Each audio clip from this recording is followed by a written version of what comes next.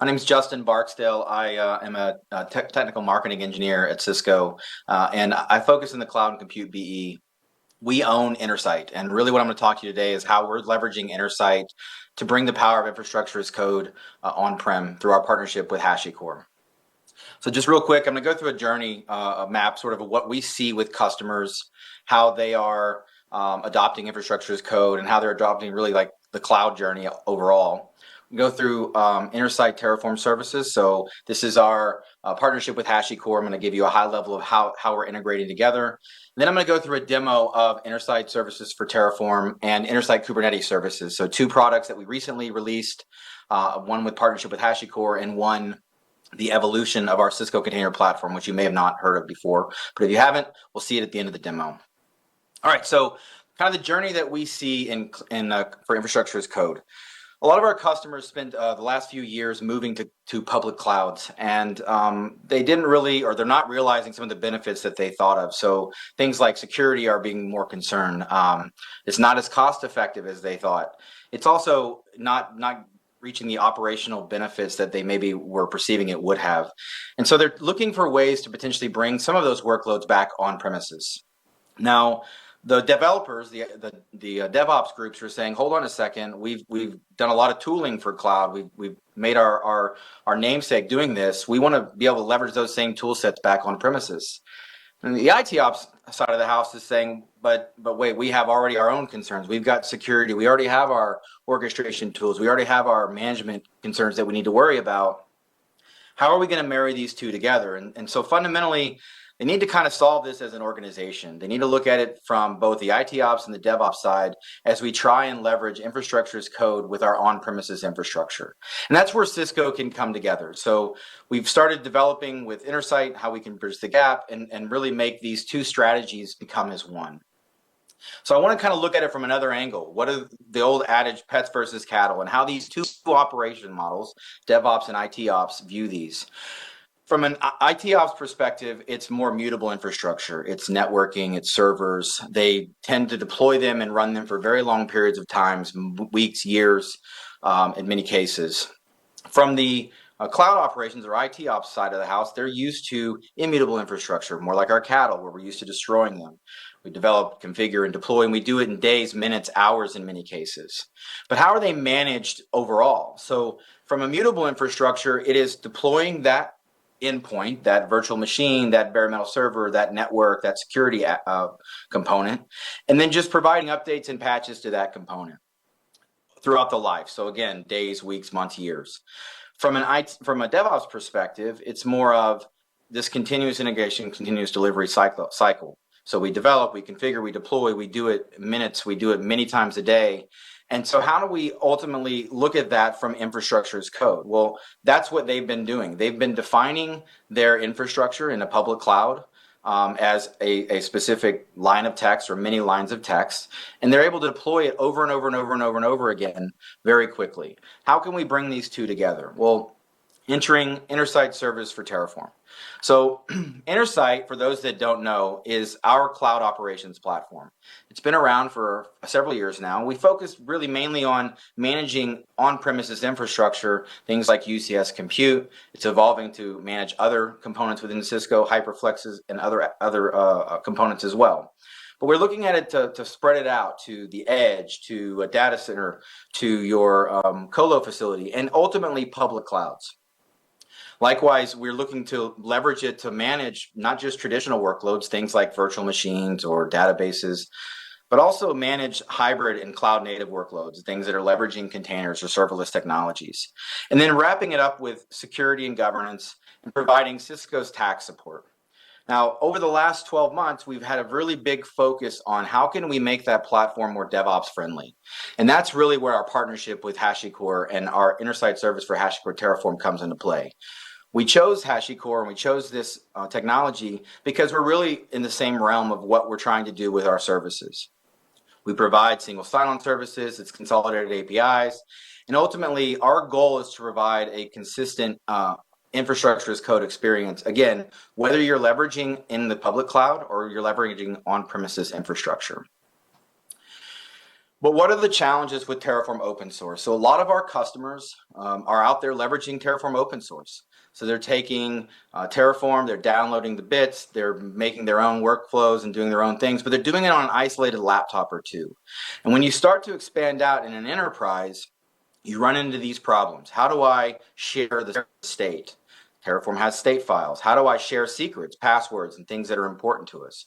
How do I make an API available so that those customers can leverage APIs rather than just leveraging Terraform itself? And then ultimately, how do I get support? Something goes wrong, 2 o'clock in the morning on Saturday, who am I calling with that? And Terraform open source presents these challenges. It's a very powerful tool. I'm going to show it in a little while, but it presents challenges when you start to go to scale, when you start to add more users, when you start to leverage it in an enterprise capacity. Now, Terraform Cloud for Business is the evolution of that.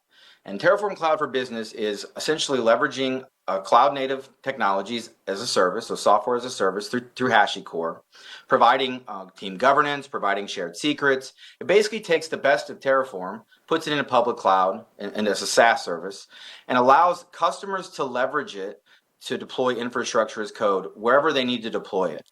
But there's some inherent challenges with that as well. Ultimately, if you have a SaaS service and you want to deploy infrastructure on premise, then how do you talk to that on-premises infrastructure? Well, there's a couple of options. One is we can open up firewall rules to every management IP address that we need to access and let Terraform Cloud access it that way. That's not really scalable and it's not really practical, but it is a solution and not something I would hope anybody would look at. The other option is that Terraform Cloud for Business provides this Terraform Cloud Agent. Now, the Terraform Cloud Agent is a Docker container that runs on infrastructure on premises. You're responsible for managing that infrastructure. So whether that's a virtual machine or a bare metal server, you're required to maintain the operating system, patches, security fixes, and things of that nature. You're also responsible for providing firewall rules that need to talk to it. So you're required to say, I need this virtual machine or this container to talk to XYZ infrastructure to be able to provision. You're responsible for providing those rules. So it presents challenges at scale. One agent is easy. One agent makes not much of a challenge, but when you start to scale multiple agents in a single data center, you can see how that gets amplified. And then when you go to other data centers and you have multiple locations, now we really run into a scale problem of how do we manage that underlying infrastructure that's actually running our Terraform Cloud Agent. So this is really where our partnership comes to play. We integrated with Terraform Cloud for Business with InnerSite, and we take the constructs of that agent and we put it on top of our InnerSite Assist appliance. Now, InnerSite Assist, for those that don't know, is an appliance that runs in your data center that's already talking to infrastructure that you own. For example, it could be talking to VMware. It could be talking to Pure Storage, NetApp, Hitachi. There's a whole range of infrastructure that it's already talking to and already providing metrics and information back to InnerSite. So we just decided, why don't we put the Terraform agent on top of there? We're already managing this appliance, Cisco means. InnerSite can provide updates, and it does provide security patches and vulnerability fixes and those things throughout the life cycle of that appliance. So we'll just put the agent on top of there. So now we have integration with Terraform Cloud for Business through single sign-on, and we have the ability to orchestrate the agent or agents as you scale on top of the InnerSite Assist appliance, which really brings a new realm of security capabilities to customers in infrastructure as code on premises. So going back to our mutability farms and taking this from that example, again, the mutable infrastructure is really what IT ops cares about. The immutable infrastructure is what DevOps cares about. And so when we start talking about how these things play together, DevOps worry about things like the cattle. They're just destroying them, deploying them as they need to. These things are deployed in minutes, hours, days, as I said before. Whereas you have this mutable infrastructure, which are things like your farm equipment, your windmills, your silos, your horses. These are things that you're not necessarily comfortable with deploying on demand or destroying on demand. You're more comfortable with they're going to be long-lived. I need to baby them. I need to coddle them because I'm going to use them more frequently and they're often more expensive. So these are the things like your bare metal servers, your networking, your security. These things are what we're trying to merge together with InnerSite and Terraform Cloud for Business to be able to provide operators their choice of what they want to do. Do you want to be able to manage mutable infrastructure? InnerSite is your toy. You want to be able to manage immutable infrastructure? InnerSite is your tool. So that's our goal ultimately, is to be able to provide this multi-platform support model across all of our personas, DevOps and IT Ops. All right. So I do have a demo to go through. Again, I'm going to go through InnerSite Service for Terraform, as well as Kubernetes, IKS, InnerSite Kubernetes Services. I want to give you a high level of what the demo architecture looks like. So I have a GitHub repo that I own or have. It's already tied in with Terraform Cloud, and it's already registered with a workspace in Terraform Cloud. So for those that don't know, workspaces are essentially like the boundaries that a state file would live in, maybe security policies, things like that would live in that boundary. So I already have GitHub integrated with a workspace in Terraform Cloud. What we're going to do is tie that Terraform Cloud with InnerSite, deploy the Terraform Cloud agent, and then deploy some infrastructure using that. And commonly, I looked at this from a use case of I need to deploy ACI, and I want to do it in a GitOps model. So we're going to push a configuration of ACI into GitHub. Terraform Cloud will pick it up, and through the agent, deploy that to the on-premise infrastructure that I have with ACI. After that, we're going to deploy IKS, so InnerSite Kubernetes Services, just using Terraform. Got some code written. We're going to deploy the cluster. InnerSite's going to build out that cluster for us, so the workers, masters, all of the things that need to be production-ready Kubernetes. And then I'm just going to throw an application on top of it just to show you that it works. All right. Okay, so this is the InnerSite Dashboard. For those who maybe have not seen it, this is the homepage that you launch into and just gives you an overview of the health of your on-premises infrastructure. We also have tie-ins with cloud infrastructure as well through Workload Optimizer, being able to see how our workloads are actually functioning. So the first step that I need to do, as I said, was to claim a target. A target in InnerSite is what we would call an object that's external that we wanted to integrate with. In this case, that target is Terraform Cloud. So just through the wizard here, I'm going to go through, select Terraform Cloud, start through and fill out some information. I need to give it a name. So we're just going to call it Terraform Cloud. And then I need to provide username and token information that I get directly from Terraform Cloud for Business. So in my case, my user account. And I'm going to switch over to Terraform Cloud for Business and just grab that user token. So user settings and then tokens. I'll create a new one. So that, this is brand new integration, copy that token to my clipboard and go back into InnerSite and tie the two together. The last point is I need to set a default Terraform Cloud organization. So in Terraform, we have these concept of organizations. This is, again, where you can provide some role RBAC and other security roles and things of that nature. I have several organizations. The one that we're going to use is the Cisco IST Tiger Team. So I'm just going to grab the name and put it into my organization form. Once this is complete, the APIs in the back end talk together and do the single sign-on, do the integration points with Terraform Cloud for Business and InnerSite. And you'll see quickly that this shows up as a target inside of my InnerSite dashboard. There's our Terraform Cloud. Now, once that's done, we need to deploy our agents. An agent in Terraform is like a run, a concurrent run. So if I need to deploy multiple components of infrastructure in multiple runs, then I would need to have multiple agents if I want to do it concurrently. In this case, I'm only going to deploy a single agent, but you can see if I had to do multiple agents, it's just as simple, the same process as what I'm going to go through here. Makes it much easier for users to consume. I'm going to go through, add Terraform Cloud agent, and then fill out, again, some information. Now, some of this information is just user-generated. Some of it's pulled over. For example, I'm going to give the agent a name. We're going to call it Tech Field Day. The InnerSite Assist, so as I said before, InnerSite Assist is a virtual machine, in our case, that runs on-premises, and which allows InnerSite to talk into the infrastructure. It's an outbound connection, so it's an outbound port 443 from that virtual machine to the InnerSite cloud. So I only have one InnerSite Assist, but if I had multiples for multiple data centers, I would select whichever one I wanted to deploy it to. After that, I need to figure out what is the agent pool name that I'm going to use. Now, as I said before, I already had this workspace created, and I already had my this agent pool tied to it, so I just want to grab the same name. But if I didn't have a name already created, if I didn't have an agent pool built out, I would simply just put one here and we would create it for you. In my case, they already had it, so I just needed to grab what it was. Now, lastly, I need to provide what is the infrastructure that I want to manage. Some of that security policy we talked about.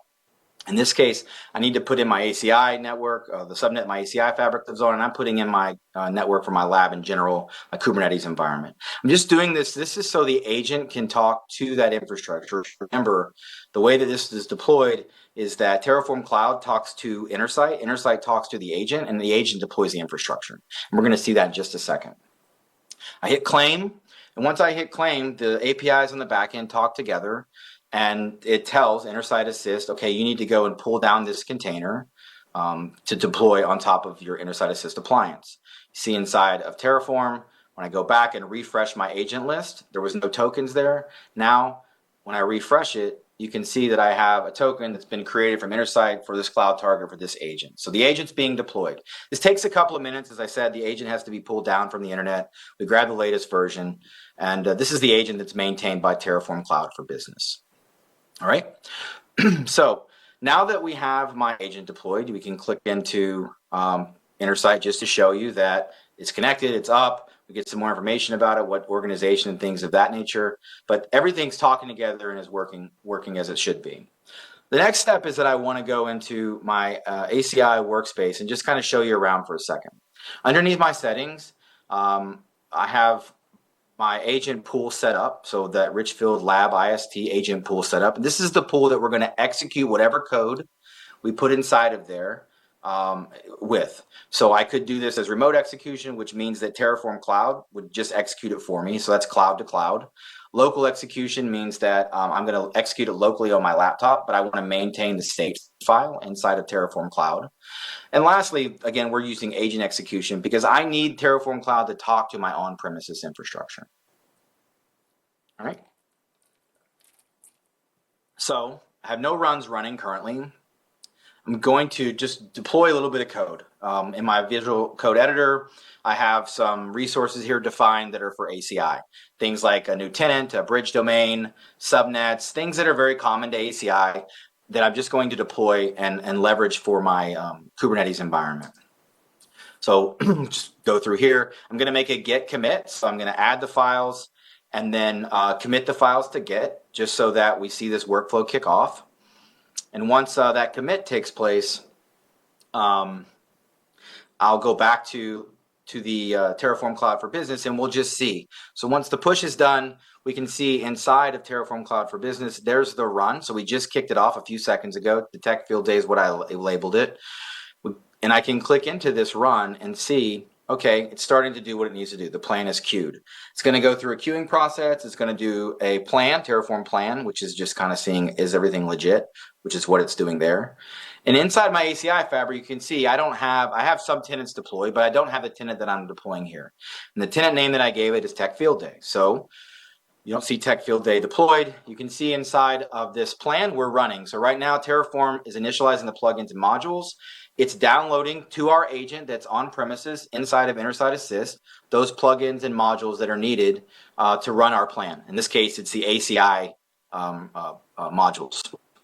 I'm going to add 6 resources. So again, tenant, bridge domain, endpoint group, those things.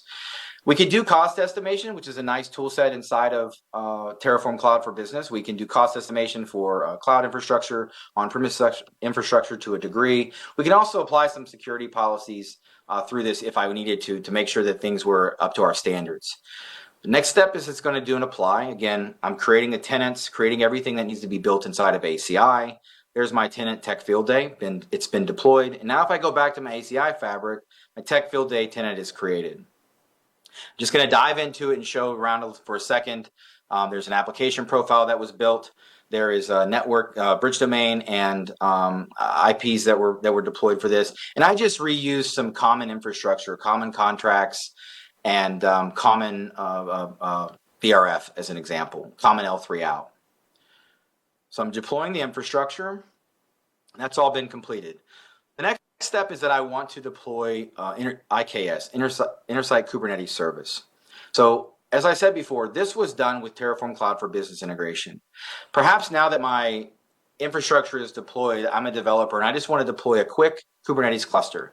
So I have here a module that's been built out for InnerSite Kubernetes Service and just providing some common information. What's the name of the cluster? Where are you putting it? What's the port group and things of that nature? Things that are information that you would need IP addresses, just providing that information in a few lines of code, I can get through and deploy a fully functioning and supported Kubernetes environment.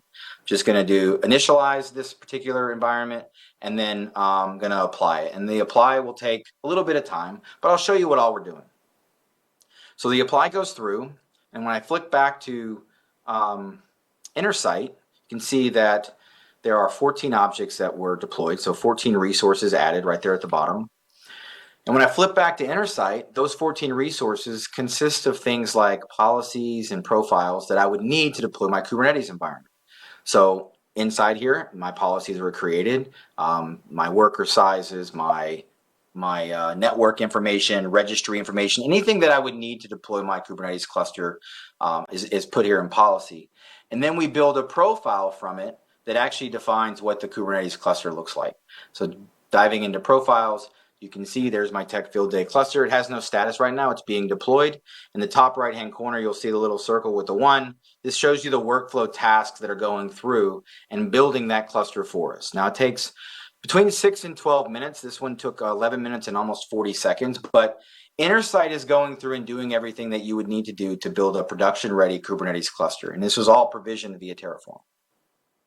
So the next step after this is I just want to grab a simple file for my kubeconfig file. Before that, I'll dive into the cluster itself. So again, the health of the cluster, how many nodes there were, how many node pools we have, just things of that nature that an operator from an IT ops perspective may look at this and say, oh, okay, they've got a Kubernetes cluster and I can see the operations aspect of it. So diving back in my cluster itself, I'm going to download the kubeconfig file. My kubeconfig file's there. So now I'm going to flip back to my code editor. And again, I'm just going to deploy an application. This application has a web front end. It has some other stuff with it, but I'm really just showing it as a fact that, hey, this is a working Kubernetes cluster. This is a working environment. There was really no smoke and mirrors behind the scenes. Just real quick, standard Kubernetes commands, going to apply the file. The application is hipster app, which you probably have seen many times. Deploying several resources again, and then I want to grab the actual service. So inside of my Terraform file for my Kubernetes cluster, I set up how many load balancers I wanted to have. And in this case, I'm just going to grab an external load balancer, the front end external, that IP address. I can grab that, web to that address, and then ultimately I can show you that we have a front end running app. So really, the goal of this was to kind of show you how two operational models, the IT ops and DevOps models, can start to live in harmony through InnerSite. I can deploy infrastructure how I'm used to deploying it through Terraform Cloud for Business without having to really worry about security policies and the things that might get us in trouble by opening up firewall rules, leveraging the agent that's on-premises, inside the InnerSite Assist. Likewise, I can consume it with just regular Terraform, using our Terraform provider for InnerSite, so building infrastructure that way if I choose to.